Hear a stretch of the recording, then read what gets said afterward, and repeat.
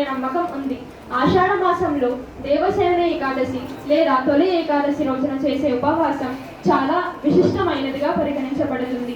ఈ ఏకాదశిని తొలి ఏకాదశి, దేవసేన ఏకాదశి, పద్మనాభ ఏకాదశి, హరిశయని ఏకాదశి అని కూడా అంటారు.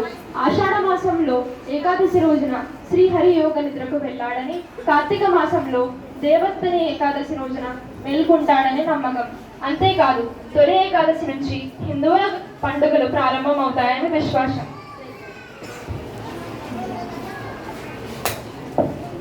దేవసేన ఏకాదశి రోజున ఏమి చేయాలంటే, తొలి ఏకాదశి రోజున తెల్లవారుజామున తలస్నానం చేసి పసుపు రంగు దుస్తులు ధరించాలి. శ్రీ మహావిష్ణువును, లక్ష్మీదేవిని పూజించాలి.